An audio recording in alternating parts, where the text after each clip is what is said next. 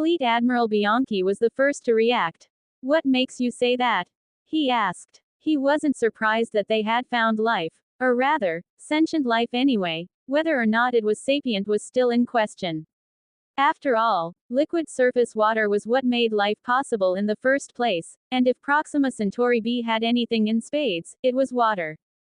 Ed note. Sentience and sapience aren't exactly the same thing. Sentient beings are capable of experiencing sensations and, perhaps, emotions. Sapient beings are capable of higher orders of rational thought. For example, dogs are sentient beings. They can experience physical sensations and emotions, but aren't capable of rational thinking. Humans, on the other hand, are sapient. We're capable of thinking beyond our urges. This, Dr. Standing Bear replied, her eyes glazing over as she selected a file to play on the screen behind her. The recording showed the mana pulses detected by the Henry's eyes sensors moments before the root had attempted to whip the shit out of the lander. "We'd assumed that the pulses you're seeing here were simply something like." She paused, seemingly struggling to find an explanation that would satisfy a layperson while remaining as close to accurate as it was possible to be. Like the concept of ley lines in a fantasy novel. But when the lander stopped over the ocean, the video showed the increase in intensity and frequency of the pulsing mana. It became obvious that they were functioning much like the meridians that we've been taught to circulate our own personal mana through. We don't know what, exactly, the so-called root was reacting to. It could have been reacting to the lander itself, either because it was perceived as a threat of its own or because it was the source of the drones, or it could have detected the explorers aboard the ship. Or perhaps it was reacting to their passive absorption of mana, though that's doubtful since the only awakener aboard was a gravity-aspected awakener and we don't think the being shares that particular aspect. Or perhaps it was simply curious about what the new sensation was and there was no ill intent. She paused, again seeming to be trying to interpret the data in her report in a way that her audience could understand. Regardless of the intent, or whether or not the being is sentient or sapient, we strongly believe that the lander was attacked because it entered the being's sensory range. It wasn't until they were over the ocean and low enough to release the sample collection drones that the being responded. We also believe it's likelier that the being detected the lander rather than the drones. After all, the only drones we lost were ones that were in the path of the initial attack, which could mean that they were small enough to not be sensed, or perhaps too small to trigger a threat reaction. As for what exactly the being is, we aren't sure. It could be any number of things, but the only thing we know for sure is that it, or they, evolved to use the abundant mana in the environment around them. And it's far more abundant than in our home system. If we were to quantify it, every sample we've collected shows about 200 times as much raw mana as we have back home on Earth, pound for pound. Everything, from the microbial life to the water, and even the soil samples. Every bit of this planet is as dependent on the mana in its surroundings as humans are on the oxygen in Earth's atmosphere. When we put the samples in a shielded environment that prevented mana from entering, everything seemed to, for lack of a better term, wither. That's all we know and suspect based on the data we have. Anything else will be nothing but swags. The other people at the table snickered at the term. Everyone knew what a scientific wild-ass guess was. Once the snickers died down, Dr. Standing Bear continued, and we have no way of proving or disproving them until if and when we're able to gather more data. She waved her hand and the screen behind her went blank. Any questions? Did the being evolve on its own, or do you think it's been engineered? The head of xenobiology, Dr. David Adams, asked. There's insufficient data to determine either way. We'll need a sample of the being itself, at a minimum. We have some samples of plant life, but they were all destroyed when we placed them in the mana vacuum, and without that, we have no way of knowing whether or not Proxima Centauri b was engineered to be the way it is. Does the attack mean we'll be limited to rovers to do all of our research? Another scientist asked. For now, and for the foreseeable future, yes. That's correct. We'll still need to send manned missions into the atmosphere, to gather the collected samples, if nothing else, but there won't be any more landings until we determine what exactly the being is, and if it's hostile or not. Until we know what exactly it is that provoked the response we got from it, we can't risk any of our science staff. What direction do you suggest we go from here? Ayaka asked. The Farsight was the exploration cruiser assigned to the surface of Proxima Centauri b, and she was the one in charge of all the landing missions. So she needed to gather suggestions in order to chart her, and by extension, the rest of the exploration crew's future activities. I suggest we bring the rovers and drones online. If they aren't attacked, we should continue sending bigger unmanned exploration vehicles in different configurations to see what, if anything, the entity, or, perhaps, entities, respond to. If the being doesn't react to an unmanned lifter-sized object, then that means it's likely that it was the people aboard the lifter that were detected rather than the lifter itself. But the most important thing to do next is to map out the ocean floor as soon as possible. The lander wasn't attacked over the land, so it's likely that the entity, whatever it is either fully aquatic or perhaps amphibian. Silence took over the briefing room, indicating that nobody had any further questions for Dr. Standing Bear. At least not for the moment. Anyway, there would definitely be more questions as they continued gathering data on the planet, and the system it was a part of. Thank you, Doctor, Fleet Admiral Bianchi said, speaking for the first time since he had kicked off the presentation. He turned to the other people seated at the conference table and continued, now the question becomes, where do we go from here? We know there's life on the planet, but we don't know if it's sentient or sapient, nor do we know whether or not the attack was made with malice aforethought or if it was a simple reflex action. We don't even know how it detected us, or what about us it detected. So, as the head of the escort fleet and the commander-in-chief of Task Force Proxima as a whole, I want to canvass your opinions. We should maintain our position and try not to provoke the being until we have an idea of how to communicate with it, Admiral Ayaka said. As the leader on the ground, Fleet Admiral Bianchi had looked to her to open the discussion.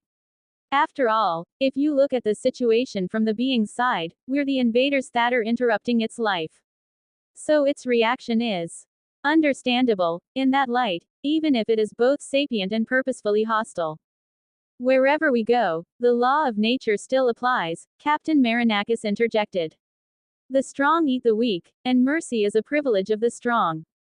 We have no idea if communication will even be possible, so I'd rather eat than be eaten, sir. Nobody else spoke, letting Fleet Admiral Bianchi weigh the two options presented to him. They were on opposite ends of the spectrum, which was rare for the command team of Ayaka and Demetrios, who were normally rather synchronized in their approach to problem solving. The Admiral, however, gave no sign of what he was thinking. Ayaka's suggestion came directly from the book, and would definitely be more in line with their mission of peaceful exploration. But Captain Marinakis also had a point. The one unbreakable law in the universe, especially now that humanity's exposure to mana and its subsequent evolution had overturned their perspective on the other laws of the universe, was the law of the jungle. And the commanders on the ground had great freedom to overrule the book, though they would eventually have to justify their actions when they returned to an area where real-time communication with CENTCOM was possible. Task Force Proxima thus had a window of time to decide how to respond to the being. Everything was still unknown at the moment, thus, everything was possible and even permitted. If he so chose, Fleet Admiral Bianchi could pull up stakes and move on to Alpha Centauri instead of remaining in Proxima Centauri. Or even turn around and head home, though that would be disastrous to his career and perhaps even harmful to humanity as a species. So instead of making a decision as to which end of the spectrum of possibilities his response would fall on, he changed tack. How long until our forges are completed? He asked his chief of staff, Lieutenant Commander Tabo Botha. The probes just completed the detailed mapping pass on both asteroid belts. We have preliminary sites picked out based on initial spectrographic scans, and if all goes well, the forges will be completed in 6 months or so, sir. Until then, we'll have to get creative with what we already have. Admiral Bianchi pinched the bridge of his nose. It's a good thing our engineers are the cream of the crop. There's going to be a lot of jury rigging if we can't send manned missions to the surface, he sighed. Until they developed an in-system industrial base, they would be reliant on forcing square pegs into round holes in terms of mission-specific gear. Luckily, though, they had trained for just that kind of situation. If necessity was the mother of invention, limitation was its midwife. The briefing continued for a few hours, barring a small break for a meal, as the leaders involved hammered out a tentative doctrine for dealing with what they had found themselves up against. Though they had all trained in simulations for subjective years, that didn't necessarily mean they'd been exposed to every single situation they could encounter in an infinite, ever-expanding universe. And hostile route swatting at the explorer's lander just so happened to be one of those situations they hadn't covered in their training missions. A few days later, over the past few days, the rovers and drones had been collecting samples and performing rough analyses on them non-stop. Data had been flowing to and from orbit in a steady stream, and the engineers had outdone themselves by converting the lander, as it just so happened, to an unmanned vehicle. Should anything happen to it, it wouldn't be nearly as big a loss as it would if it were filled with researchers, spacers, and soldiers. Thanks to that, together with the first round of samples collected by the landing crew, the researchers had discovered a veritable smorgasbord of single-celled organisms that were along the same lines as those that had once floated in the primordial soup on Earth and eventually became humankind. All of their discoveries had been scanned and replicated in the limited VR simulation, though their scanners weren't quite up to dealing with mana yet. There was a limit to Tier 1 technology, after all, especially when it was trying to deal with mana. Any scanner that wanted to detect and recreate mana in virtual form to any usable degree of granularity and fidelity would need Aaron to imbue it with intent, not just use the atomic printer to carve the runes in a converter to transmute electricity to mana and flood the runes with that mana.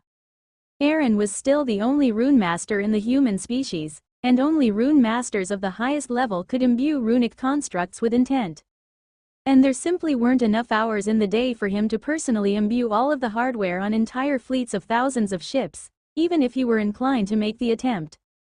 Thus, the researchers had a wealth of information to study, though they would have to solve the issue of safely landing on Proxima Centauri B's surface in order to study the withering they had noticed in the first samples brought to the Farsight. The samples they had been taking over the past few days, unlike their very first, were being very carefully handled so as to avoid wasting them. They already knew what happened when they removed them from the mana saturating and surrounding the planet, so until they were ready to study the withering itself, they would ensure that the integrity of their samples remained intact. Some of their initial discoveries had made the exploration of the surface even more important. One in particular, though, blew the rest completely out of the water in terms of importance. In fact, it was perhaps on the same level as the discovery of penicillin by Alexander Fleming in ADB. Specifically, they had discovered miracle shit. Certain single-celled organisms that resided on the planet, when provided with proper nutrients, would convert those nutrients into energy for themselves, and excrete the rest as pure mana, among other byproducts. Sure, the amount of each individual organism's miracle shit was minuscule, but that didn't matter. There were a lot of those organisms, and quantity could make up for the lacking amount in each miracle shit.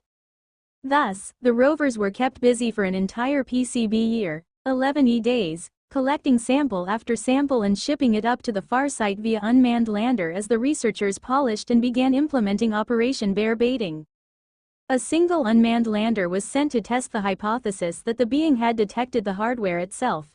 Should the being respond in the same fashion as it did before, by attempting to whip the shit out of the lander, it would suggest that the lander itself was what had disturbed the being. If it didn't, then it would suggest the opposite.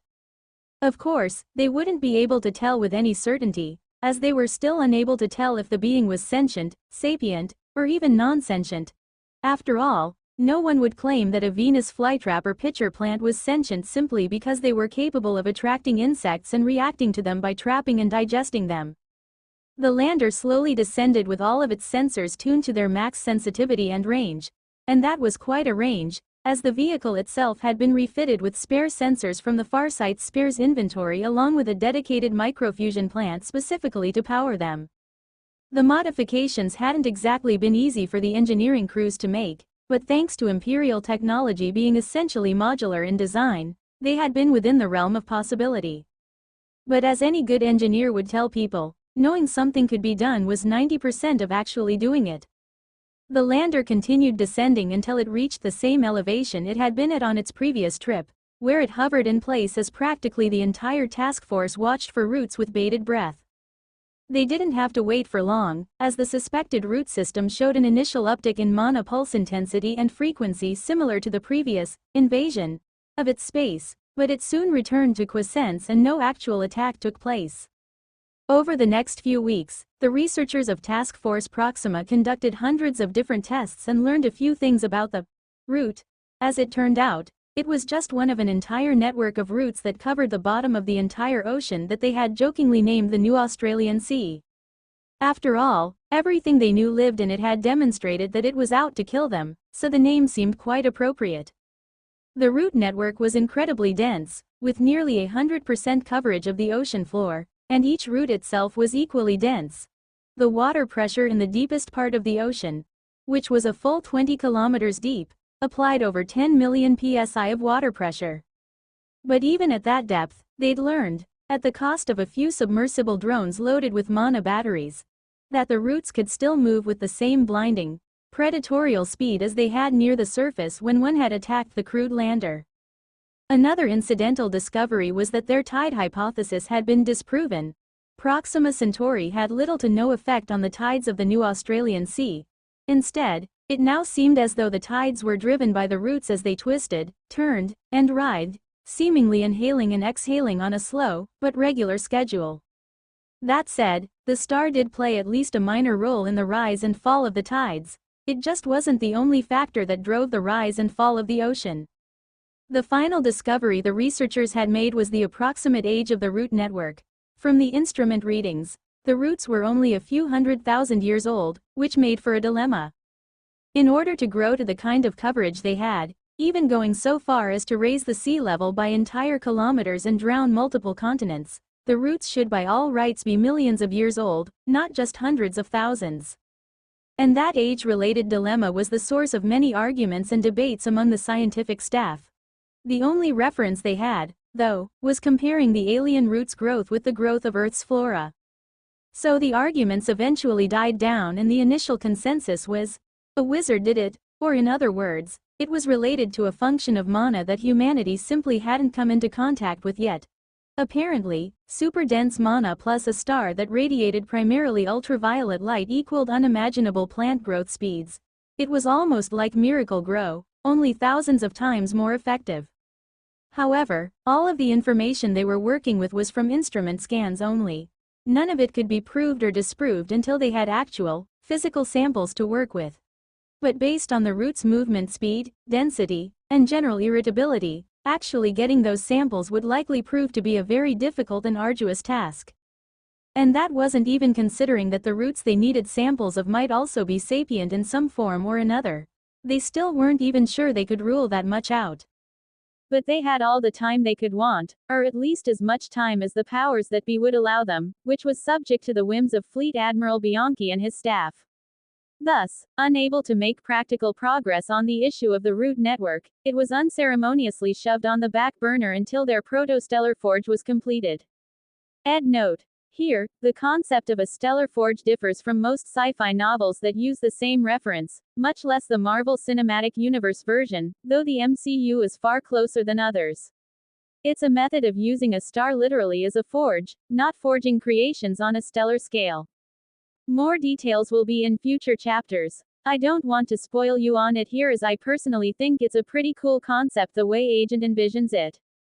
The same couldn't be said for samples from New Australia itself, however. The sole continent remaining above the surface of the New Australian Sea was lush with plants of all shapes and sizes, though lacking in multicellular life beyond plants that were so dark they practically glowed. Samples were taken there, and the landers they had modified to be remotely piloted flew from surface to ship in an almost unending stream to transport them. After all, the plants on the continent were different from the roots on the ocean floor.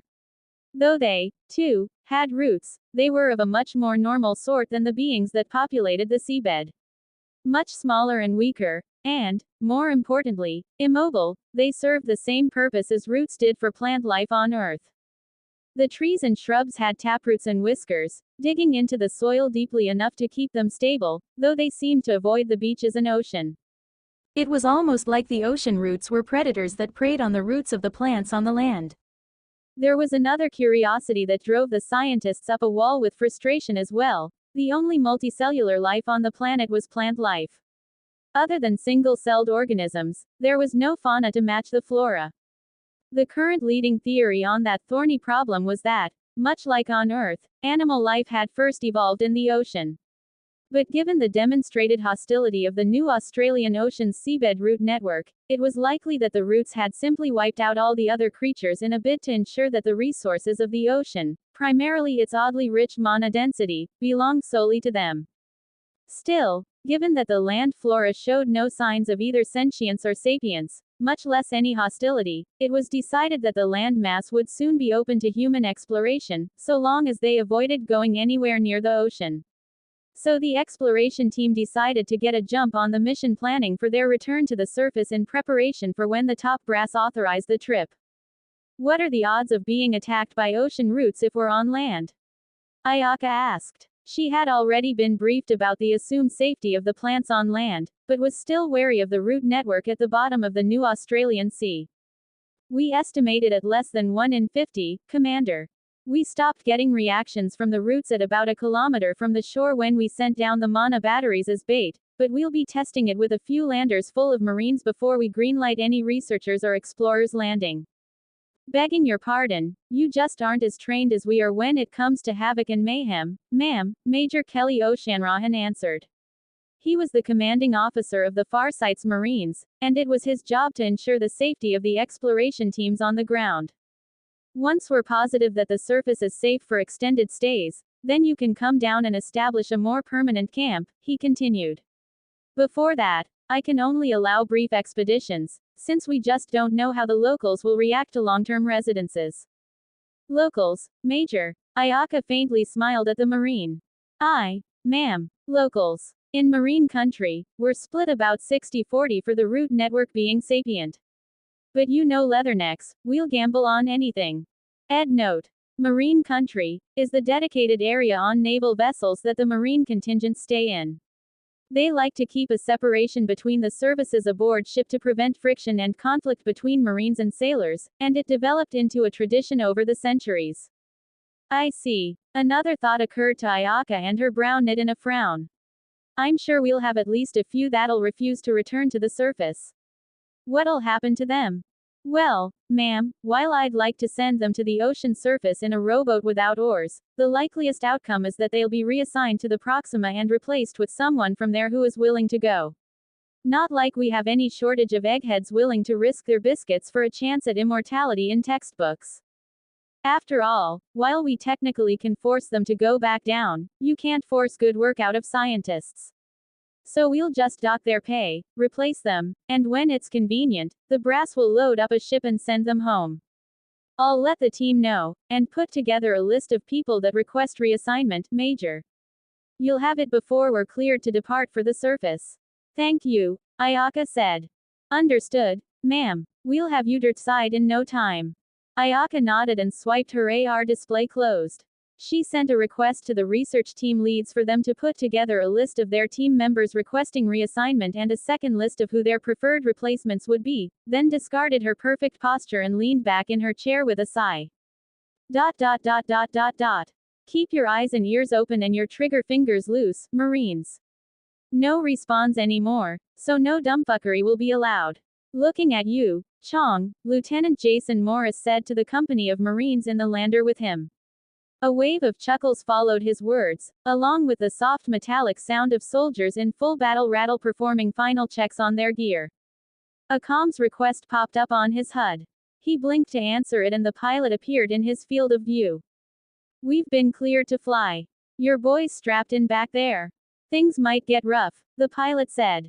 We're always ready. Let's get this show on the road, there's dumbfuckery to be had. Copy that, the pilot said, and Lieutenant Morris was immediately slammed into his crash harness by the hammer of God. Coulda warned me, asshat. Beers on you when we get back, the Marine Company commander grunted, but the pilot only laughed and cut the comm channel as he performed completely unnecessary evasive maneuvers. Jason spat a stream of cursing that would make any NCO proud for the full minute it took to reach their destination. Archangel to Jarheads, you are clear to unass my ride, the pilot announced over the speakers in the lander's passenger cabin. In case you didn't understand me the first time, that means get the fuck off my lander, Marines. As he said that, the aft bulkhead fell open and slammed to the ground. The Marines' crash harnesses released them and they sprinted down the ramp, setting up a perimeter around the landing zone in a focused silence that spoke of long hours, months, or even years of training in the time-dilated simulation. Every Marine in the Bravo Company, Bulldogs, had a place, and each of them knew exactly, to the millimeter, where that place was. The lifter rose back into the air to provide fire support, should it be needed, and the Marines waited in place, eerily silent, for 5 full minutes as their HUDs generated a threat map. Time to get to work, Marines. We need a functioning camp in 20 hours, clear. Clear as crystal, sir. Came the enthusiastic chorus of replies. Jason racked his plasma caster in its place on the back of his armor. He wasn't necessarily the type to enjoy getting up close and personal with his targets, but a plasma caster just seemed like the better weapon choice for use on a planet populated entirely by possibly sapient plant life. It wasn't like a pulse carbine would do much to a tree, after all. Or a root, for that matter. He looked up and watched as container after container came screaming down from orbit and slammed into the ground after a brief flare of thrusters to make the end of the trip as survivable as the beginning for anything inside the containers. Then he saw that some joker had managed to somehow find spray paint and tag each container with elaborate graffiti that spelled out the chorus of the old song by Baha Men, Who Let the Dogs Out. 2 of the 5 squads of Marines left their places on the perimeter of the landing zone and headed to the decorated containers. One by one, the containers cracked open, small clouds of fog drifting out of them and pooling in the low areas on the ground. The fog was the remains of the shock foam that researchers in Lab City had developed to allow for higher speed impacts in yeet pods or cargo launched from mass drivers. The beauty of it was that it was a completely analog system. Mechanical altimeters would detect when the pod or cargo container reached a set point, usually 100 meters before impact, and trigger a valve that would allow 2 binary agents to mix. The resulting chemical formed a foam that expanded, bursting the relatively fragile containment tanks it was mixed in and allowing it to expand to fill whatever space it was in. It had a ridiculously high shock tolerance and would rapidly decay and sublimate into a gas composed primarily of nitrogen, helium, sulfur hexafluoride, and other trace elements. After verifying the Marines' biometrics, Cerberus mule bots woke to life and grabbed cargo sleds in their teeth before digging in their mechanical paws and dragging the tons of materials that had taken the short journey from orbit with the bots out of the containers on heavy-duty runners. Each container held 5 cargo sleds, and each of those weighed 8 tons. All in all, the cargo that had just come down from the far site would be enough to build a reasonably decent-sized, semi-permanent research base. And the constructor Swarm Queens included in the drop set about doing just that as soon as the cargo had been unloaded and consolidated in one stockpile. Their initial jobs completed, the Cerberus mule bots took up a complex patrol in the jungle surrounding the clearing the lander had come down in, outside the perimeter the Marines were guarding. Okay, guys, gals, and undecided pals, time to get to work. This base ain't gonna build itself. The platoon sergeant announced at the top of his lungs, as platoon sergeants all through history had been wont to do. By squad, 1st and 3rd squad fall out of the perimeter and follow the assigned tasks in your HUDs. 4-hour shifts, 2nd shift will be squads 2 and 4.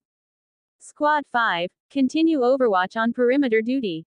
A smattering of scattered acknowledgements followed the sergeant's orders and the Marines began moving like oversized worker bees, unloading this, carrying that, and so on. Man, I wish the fat kid was here.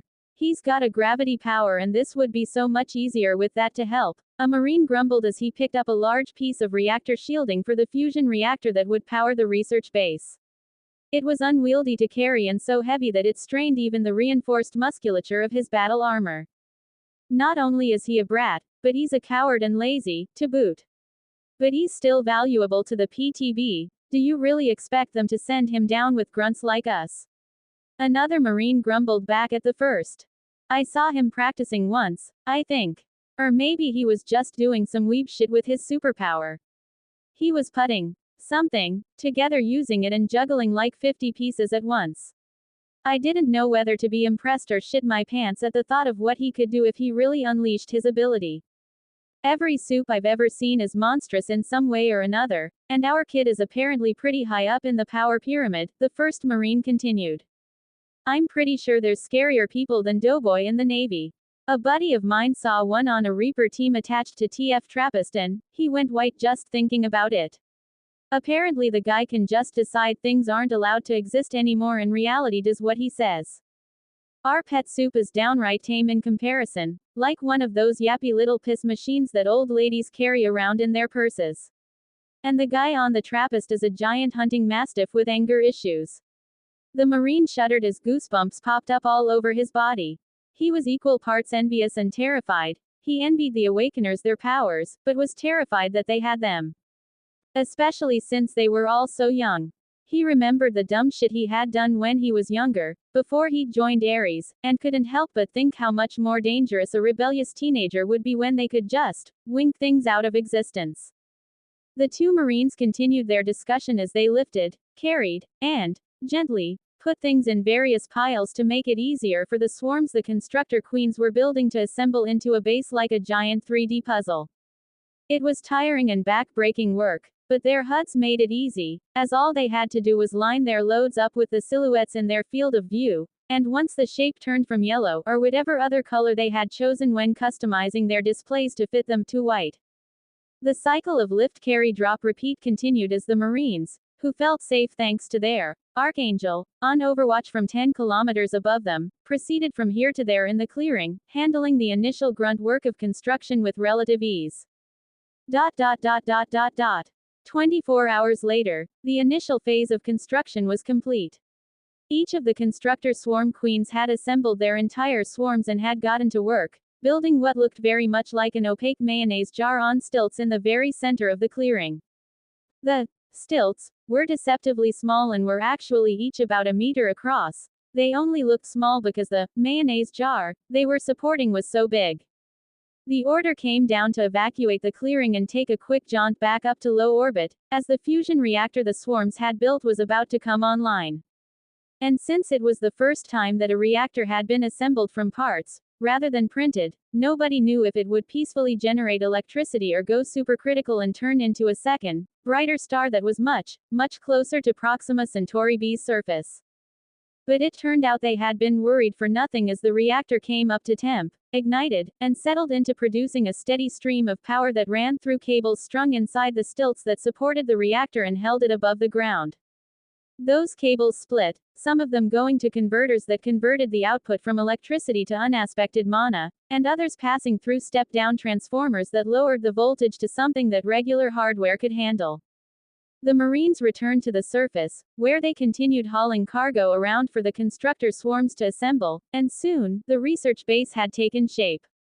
Surrounded by a spherical mana shield, the base's completion marked the moment that research could begin at full speed, instead of the fits and starts it had been proceeding at while the researchers had been stuck in orbit. A month later, Proxima Centauri B was a hub of activity.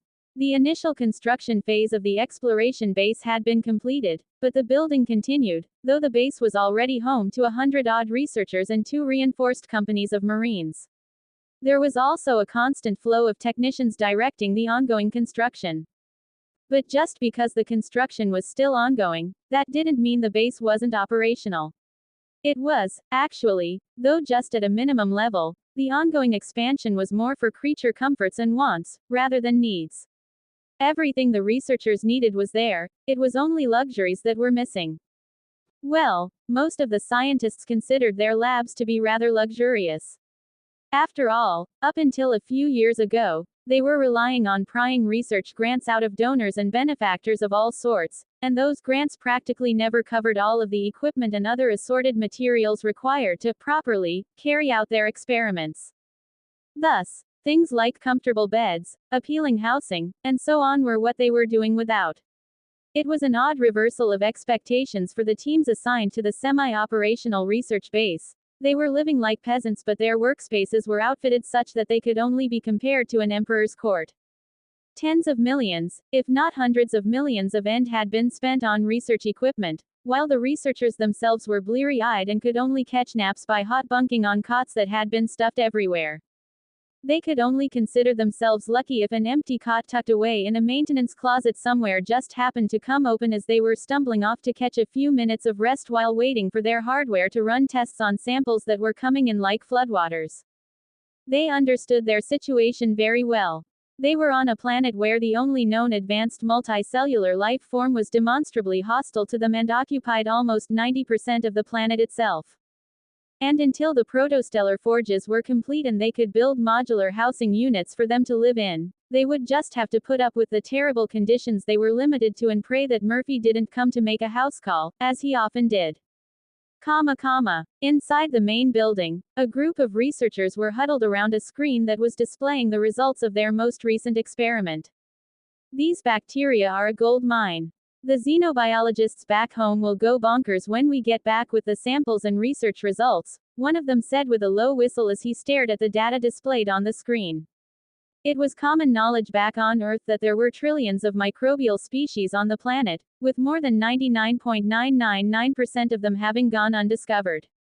That had been changing with the opening of Research City, though, and new single-cellular life forms had been being added to the Akashic record on a nearly daily basis since then. So the percentage of undiscovered species had been rapidly falling, primarily thanks to the injection of imperial technology and standards in research equipment and education, respectively. Microbiologists had been multiplying almost as fast as the species they studied, now that they had access to all the equipment they needed, regardless of how expensive it may be, along with unlimited access to samples, materials, and so on. Virtual labs had been proving the concept of the Empire's stance on the technology, and very few people were still grumbling about it. But the problem on Proxima Centauri was a lack of resources. Specifically, human resources. There simply weren't enough xenobiologists in the entire task force to handle the sheer number of discovered microbes, accurate virtual recreations or otherwise. There were perhaps 1,000 or 2,000 xenobiologists in the fleet, but they had already discovered millions of different species. Let's log the results and move on.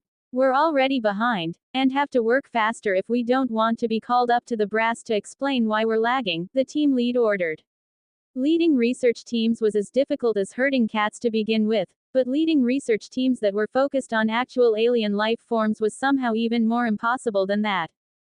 A susurration of disappointed sighs and whispered complaints followed the order, but the researchers dutifully logged the results into their local copy of the Akashic record and put the samples into tagged stasis chambers, where they would remain until the task force returned to the Sol system. But their job on the ground was limited.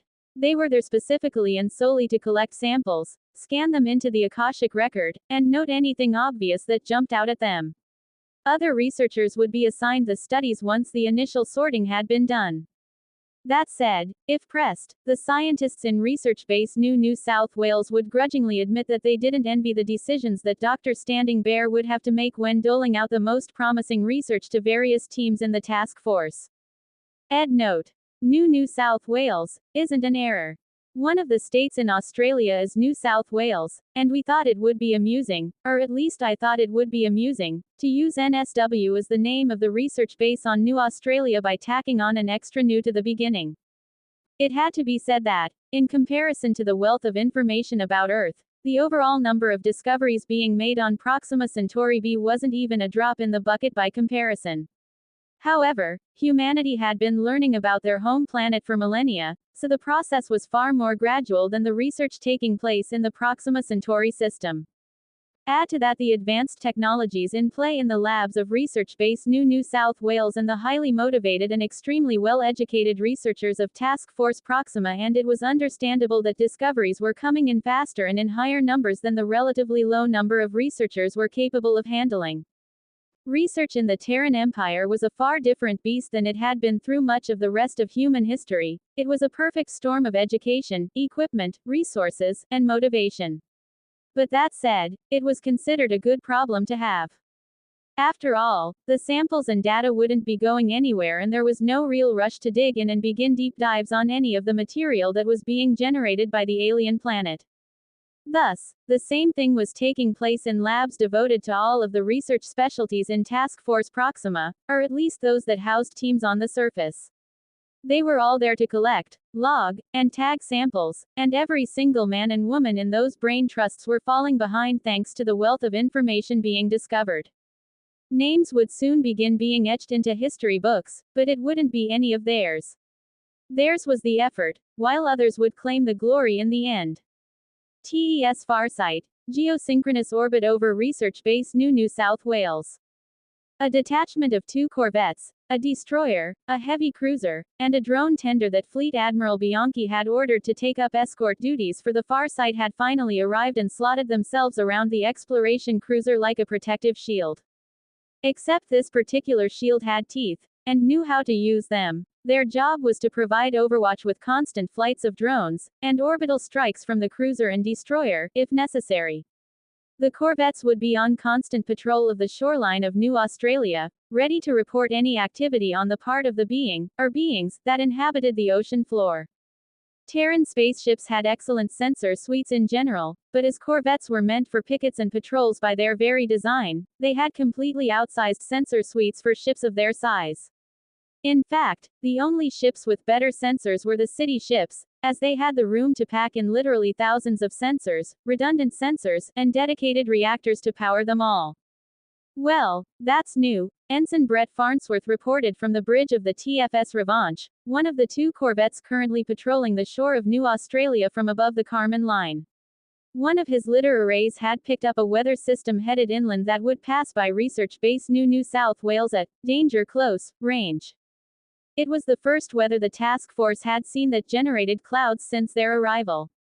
Indeed, the skies of Proxima Centauri b had been unnaturally empty since the task force had arrived outside the system and begun their scans.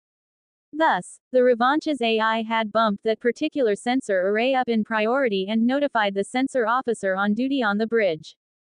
Forward the report to the Farsight, Ensign, Lieutenant Kim Willis ordered, then added, and page the captain to the bridge. She was currently on her watch while the captain, Lieutenant Commander Evgeny Kuznetsov, remained in his ready room handling the never-ending administrative tasks that any ship's commanding officer had to deal with. If the ship's AI had bumped something innocuous like a weather report so high up the priority response queue that it ended up on a station on the bridge, it merited the captain's attention. Not even a minute later, Captain Kuznetsov entered the bridge in his immaculate shipsuit, just in time for a holographic image of Captain Marinakis to appear on the bridge. Status update. Captain Kuznetsov, Captain Marinakis brusquely, requested. Sensors, status. Evgeny echoed. Sir, we've picked up an anomalous weather system headed inland from the eastern coast of New Australia.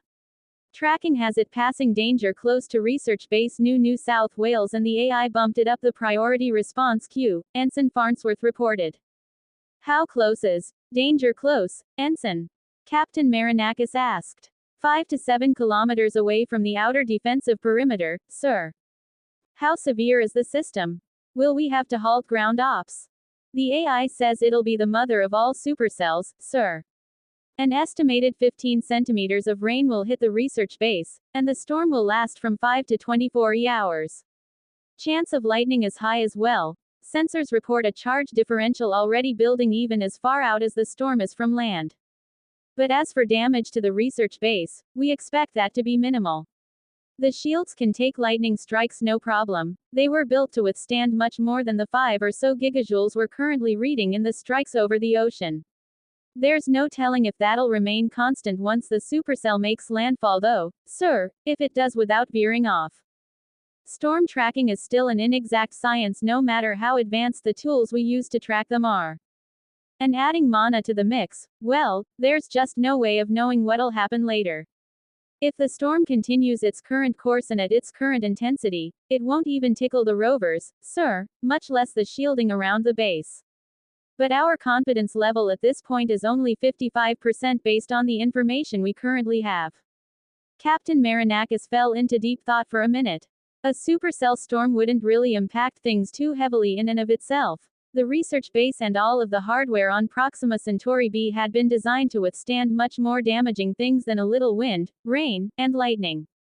However, Ensign Farnsworth had raised a very valid point. Nobody knew just how the planet's mana would affect the storm once it made landfall. He weighed the merits of caution against the benefits of forging forward anyway and decided that caution would be the better part of valor in this instance. It was a decision that was very much in keeping with the book, too. Cancel all ongoing missions, he ordered.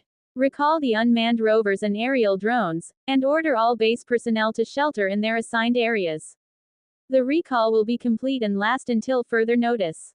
Engineering personnel are to focus on weatherproofing the base and doing proper shutdown procedures on any equipment or unfinished building projects that haven't been designed with tolerances for a storm of this magnitude. All personnel are to assist in battening down the hatches. The shield was never designed with weather in mind, so the wind and rain will penetrate it unless you fancy suffocating to death inside it. He then turned to Ensign Farnsworth and asked, "How long until the storm front makes landfall?" "Anywhere from 7 to 10 hours from now, Captain," the ensign reported. "Our meteorologists are tracking it via Doppler and will continue updating the estimate as they narrow it down." "Very well, Ensign," the captain said with a nod and made a mental note to put a commendation in the young sensor officer's personnel file. "Well, everyone, you have your orders, so move out and execute them."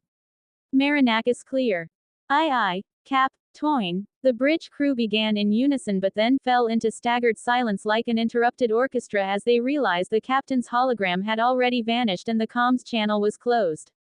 Conference room, Research Base New South Wales's main operations tower. Commander Takahashi and Major Petrovich were seated along one side of a long conference table that ran down the center of a fairly large, though still barebones, room. At the head of the conference table were the holographic projections of Fleet Admiral Bianchi of the TFS Proxima and Captain Marinakis of the TES Farsight. Across from the commander and major were Drive. Standing Bear, head of research for Task Force Proxima, Lieutenant Commander Kuznetsov, captain of the TFS Revanche, and a representative of the meteorologists who had been assigned to the task force. "Good afternoon, Commander Takahashi," Captain Marinakis said. "I wish I had better news for you, but you've got a potential disaster coming up on you in a few hours. It seems that a supercell formed off the coast of New Australia and is headed your way. Estimates currently have the center of the storm passing a few kilometers off of your." He continued briefing Ayaka until she had been caught up to speed on the current situation on the ground, then finished by asking, "Any questions?" "No, sir," she replied with a faint smile. "I'll recall everyone that's out there and sit tight here in the base." "Good. Thanks, Ayaka. We can't predict anything about this." He sighed and raised a hand to pinch the bridge of his nose. "This mage storm sounds like something an 8th grader would come up with, but," he gestured to the meteorology representative at the table, "it's what meteorology decided to call it. And they're the ones with naming rights." The meteorologist froze, as if he didn't know whether to be offended or laugh along with the joke. "I understand, sir. Not everything can be new whatever," Ayaka said with a grin. Captain Marinakis could refer to everyone in his crew by their given names, if he chose, but as one of his subordinates, she certainly couldn't call him by his, publicly, at least. Grinning was about all the informality she could get away with under the eyes of the strict head of the entire task force. "You have your orders, Commander," the fleet admiral interjected. "Best go carry them out before it's too late." "Aye aye, Admiral. I'll ensure we remain in contact with the fleet as best we can, sir." "See that you do, Commander." Bianchi clear. His hologram disappeared from the room. As the task force commander, it was a surprise he had even attended the briefing to begin with. He was a busy person and had to handle the tasks that kept the full million people in his fleet operating at their peak efficiency. The rest of the holograms also flickered out one by one, leaving only the commander and the marine captain in the room. "I'll send my people out with orders to sit on the nerd herd if need be, ma'am," Captain Petrovich said. "Wrestling bears would probably be easier, I think. My Nana used to do that, and if she could do it, I certainly could." "I've seen pictures of your grandmother, Captain. I think you'll likely find that you'd rather wrestle bears," Ayaka joked. "You're probably right. My Nana was a strong woman." Captain Petrovich stood and offered her a salute. "I'd best be about it, ma'am." "By your leave." "Granted, Victor. Good luck," she said, returning the salute. Ayaka was in the command center, tracking the progress of the general recall, when O.C. Parker of the disastrous first landing fame burst into the door. He stumbled over an errant cable on the ground and nearly fell, but was caught by one of the Marines guarding the door and saved from another rather inelegant landing. Ma'am. Commander Takahashi. We have a problem, ma'am. He stuttered. Trying to speak, stand steadily, and salute all at the same time was obviously an issue for him. What's the problem? There's a manned crew out there with a downchecked rover. They won't be able to make it back to base before the storm hits them, ma'am, Parker said. Oh, Ayaka stood and sent a comms request to the terrible teenager. It was time for him to finally pull his quite substantial weight on their shared mission. Is this the end? Am I really going to die here? Lee Junho was lying on the ground, broken, bloody, and battered. The visor on his helmet was cracked and an alarm was stridently sounding inside his helmet, warning him of the loss of suit integrity. 22 seconds before, he had been rushing to the site of a busted rover full of scientists to save them. Then, there was no then. He was swatted to the ground by something that he imagined the fist of God would feel like, or what windshields felt like to bugs at freeway speeds. The only reason he knew it had been 22 seconds ago was because his environmental suit's internal clock was still peacefully ticking away in his HUD. Shut up, shut up, shut up, shut up, shut up, shut up, shut up, shut the fuck up. He shrilled at the alarm, completely forgetting that it would be simple for him to disable it. It didn't matter anyway, there was nothing he could do about his ruined suit. In addition to the cracked visor, the rest of the suit was ripped and torn with gigantic rents in it going every which way. The Empire's environmental suits were durable and rugged, with hard armor plating embedded anywhere that wasn't expected to have to move. They also included a certain amount of self-repair capability and, no matter how damaged, they could restore themselves in a matter of half an hour to an hour. Assuming, that is, that the wearer could get away from whatever was damaging the suit in the first place. But that was something that Junho most definitely couldn't do at that precise moment in time. The lower half of his body had been eaten by a tree, which had sprung up between his legs after he'd been forcefully slammed to the ground. As for the rest of him, well, the rest of him wasn't doing any better. Small, questing roots had covered his upper body like a pulsing network of blood vessels, immobilizing him and leaving him unable to do anything but take shallow breaths. And the cocoonment continued apace. It wouldn't be much longer before the roots reached his helmet and interred him on this alien planet. At least he had proven that the atmosphere was technically breathable. The twisting and writhing roots finally found his helmet and drilled through it, then into his ears, nose, and eyes. His tongue fought them for a second or two before his mouth, too, was filled with roots.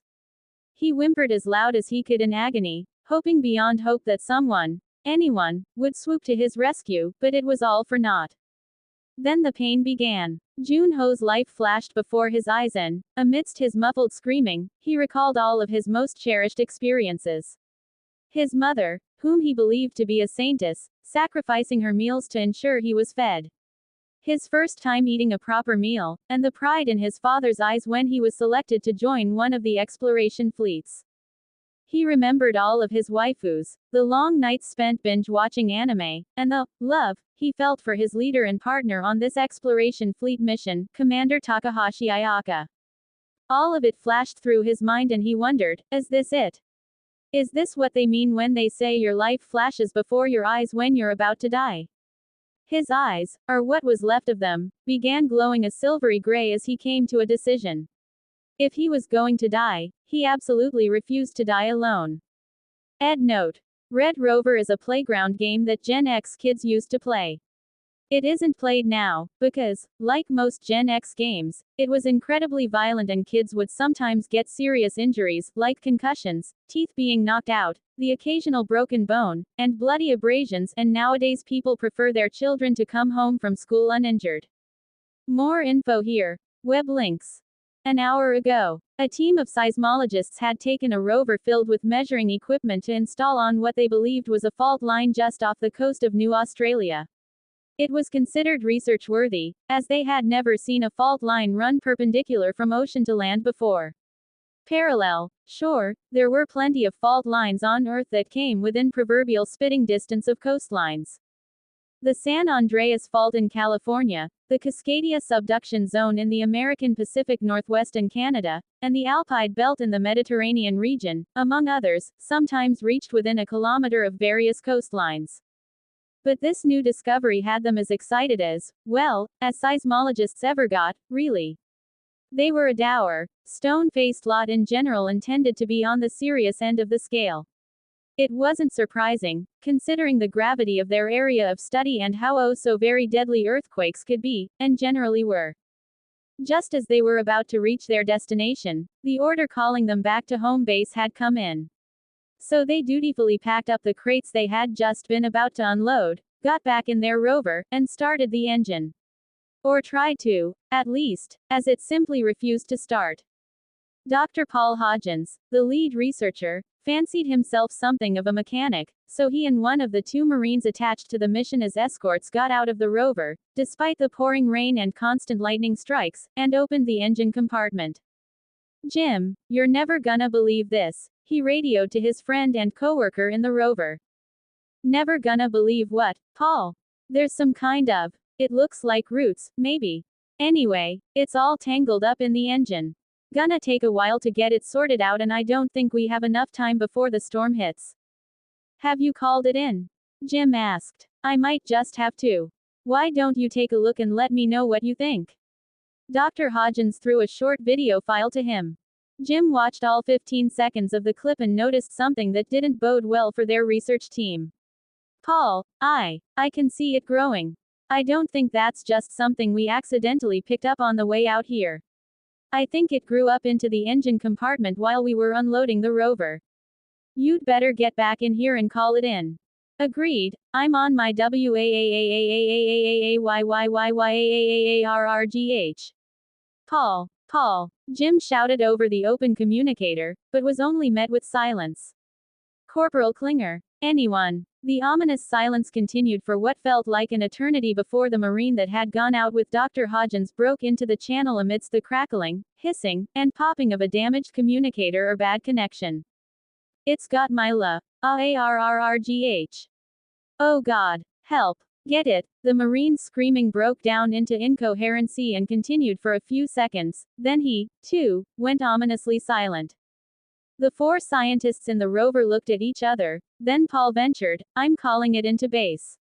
Any of you volunteer to go check on Jim?" The other three scientists shook their heads and cast wary gazes at the cab of the rover, as if they expected whatever had gotten the head of their team to leap into the vehicle and come after them.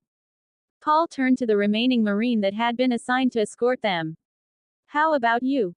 Let's see what the external pickups have for us first. I can't leave you completely unescorted, it's against SOP," the corporal replied. The 5 remaining members of the mission turned to the monitor on the divider that separated the driver's compartment from the cargo compartment and it flickered to life. The flickering was a bad sign. Imperial technology did not flicker. At least, not under normal circumstances anyway. A grainy image appeared on the screen as the camera mounted to the roof of the driver's compartment panned back and forth. Everything appeared normal, though the image was distorted and blurry. "Is there something wrong with the camera pickup?" one of the scientists asked. "It almost seems like the ground is moving. Computer, run diagnostics on camera 3. Acknowledged. Diagnostic program in progress," the V installed in the rover replied. "Diagnostic scan complete. No errors reported.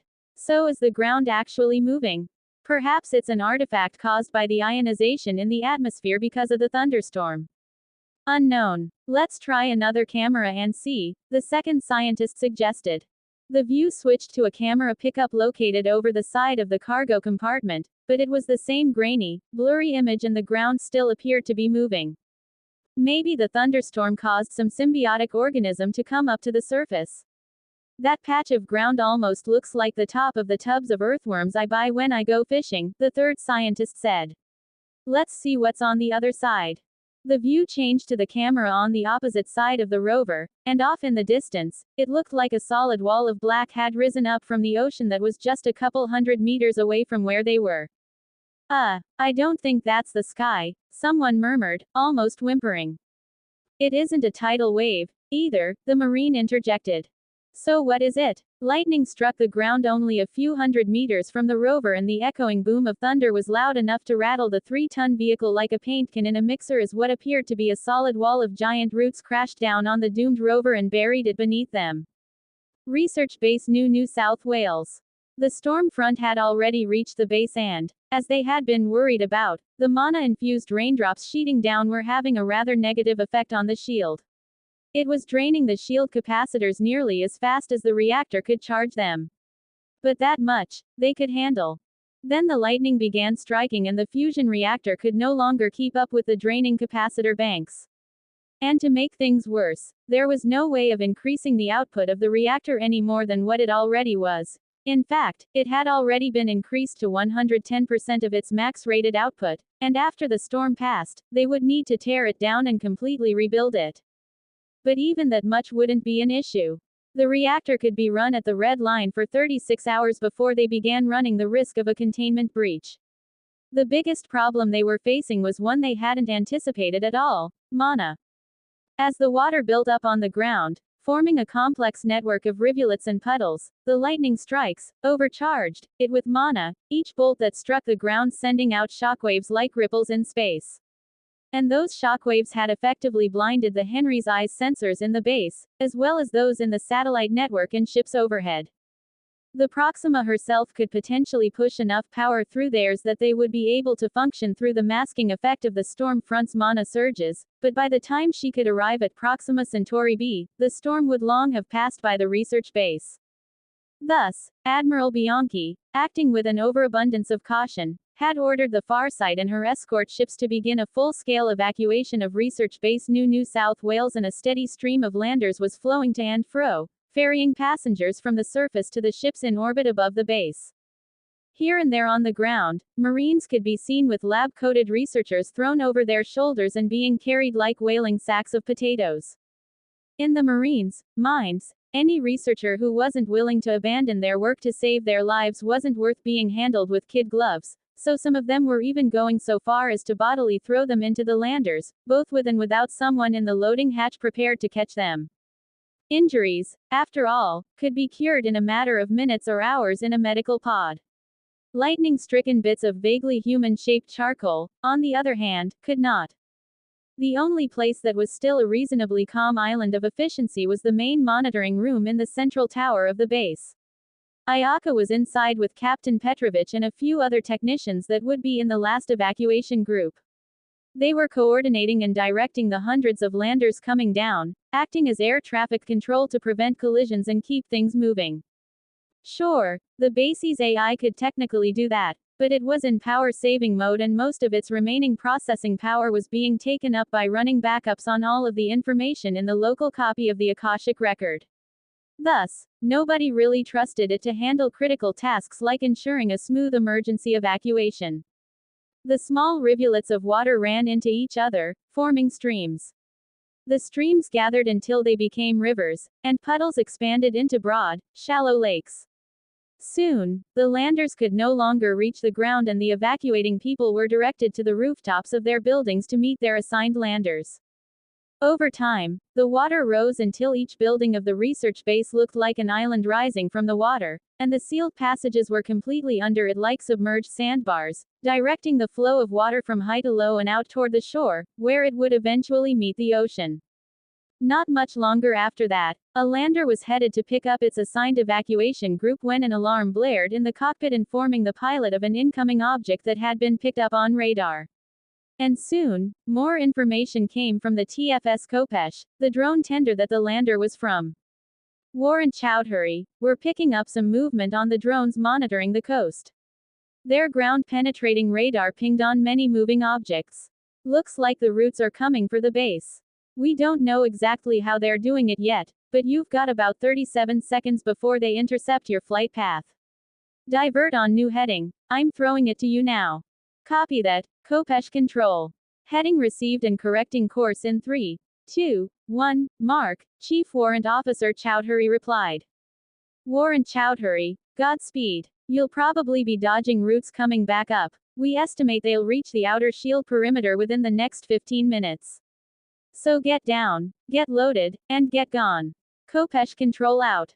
The same notification had obviously reached the control center at Research Base New South Wales as the base AI halted the backup procedure and assumed direct control of the environment suits those waiting for evacuation were wearing. It was an odd feeling to the scientists, having their body moved like a marionette by an invisible puppeteer as they rushed to the nearest windows and leapt out.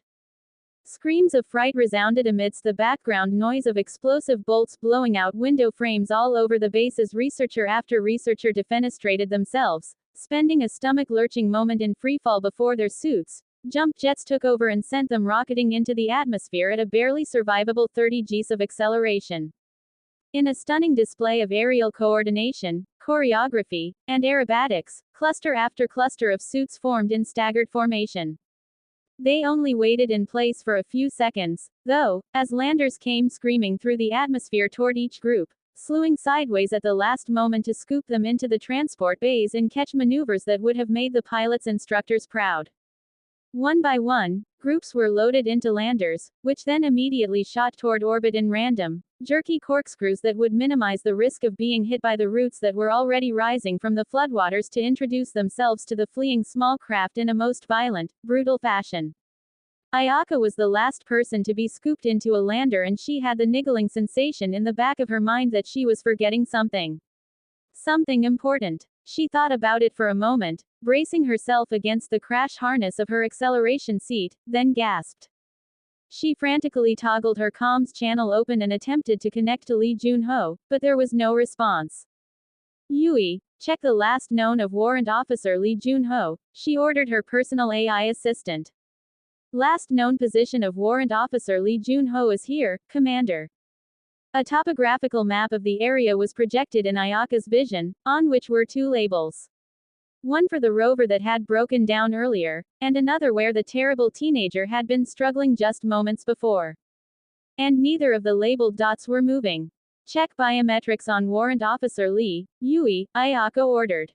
Yes, Commander. Checking. No biometric data stream found. Searching for backup. No backup biometric data stream found. Checking for suit data recorder signal. No suit data recorder signal found. Checking for backup. The checks continued as Yui read them in her calm soprano voice, each failed check hitting Ayaka with an almost physical impact that she felt in her gut. File found, Commander. Fragmented data stream available. Recompile and display. Yui asked. Ayaka's heart rose into her throat and her jaw worked soundlessly for a moment before she could utter a hoarse command to play the video. It loaded shortly after and her gorge completely rose as she watched a giant root come whipping toward Junho from his suit's perspective. Junho, she whispered as the video abruptly cut off.